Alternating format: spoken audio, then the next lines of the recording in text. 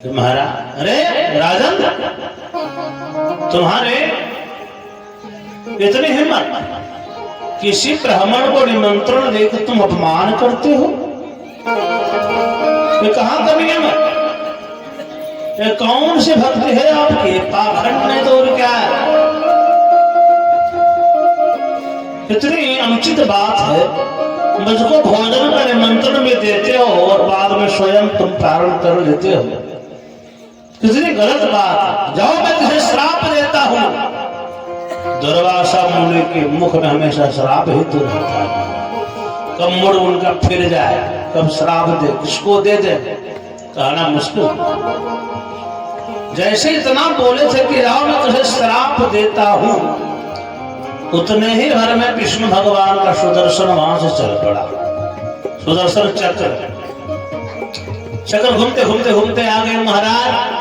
दुर्वासा मुनि जब देखे, है भाई भगवान नारायण का सुदर्शन यहाँ इस मेरे तरफ जा रहा है।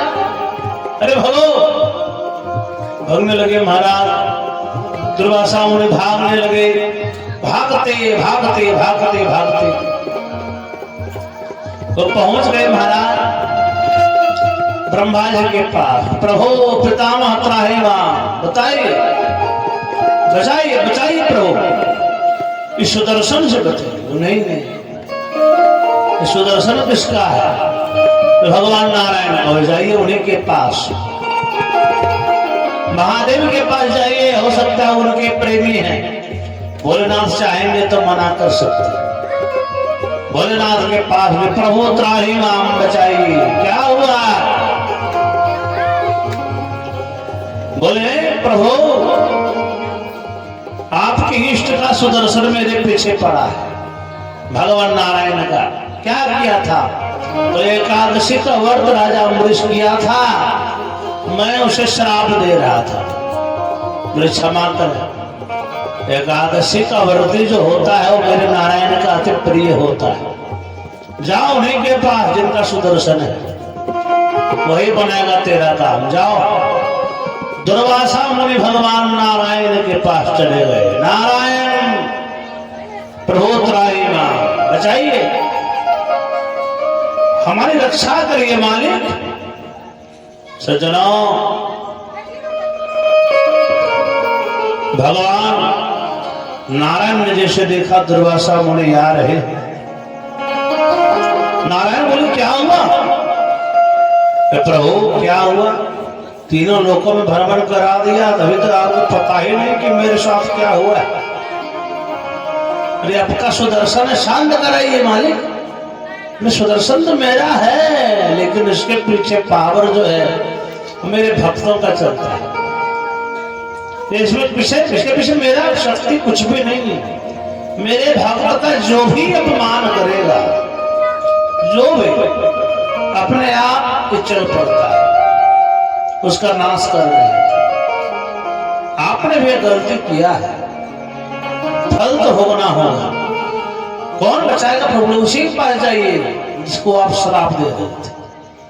तो अंततः राजा अम्बरीश लौट कर वही राजा मारा दुर्वासा मुनि राजा अम्बरीश के पास आए, साष्टांग हो गए। राजन क्षमा कर दो, क्षमा कर दो, गलती हो गई।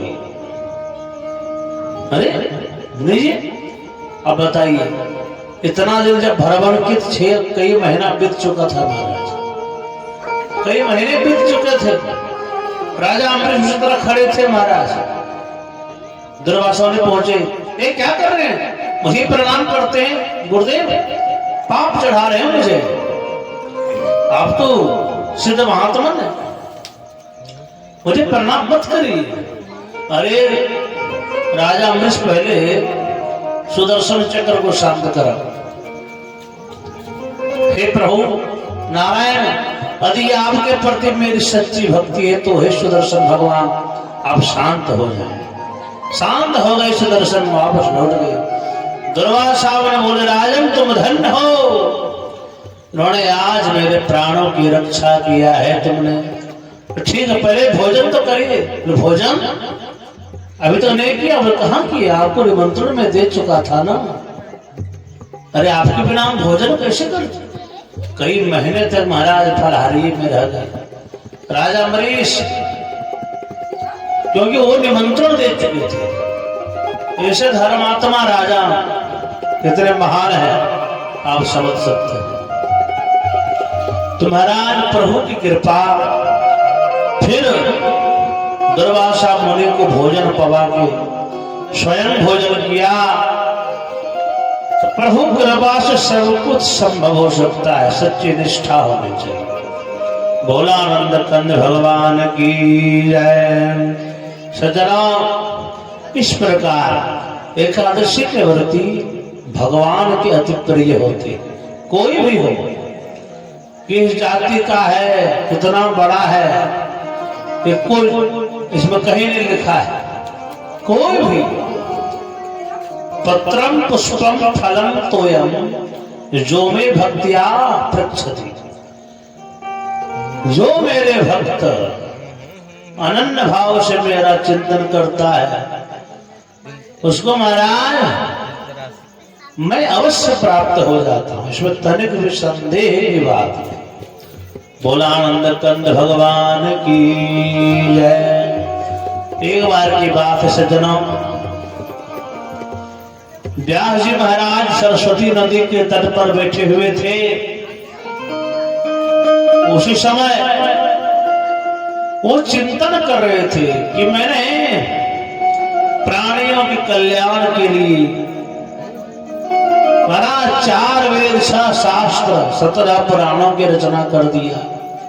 पंचम वेद महाभारत 1.25 लाख श्लोकों वाला ग्रंथ का निरूपण मैंने किया। जैसे शांति मिलनी चाहिए और शांति मेरे हृदय को नहीं मिल रही है। न जाने हमसे क्या छूट गया है। पछता रहे थे महाराज, दुखी हो रहे थे और घोर कलयुग को भी देख रहे थे। घोर कलिकाल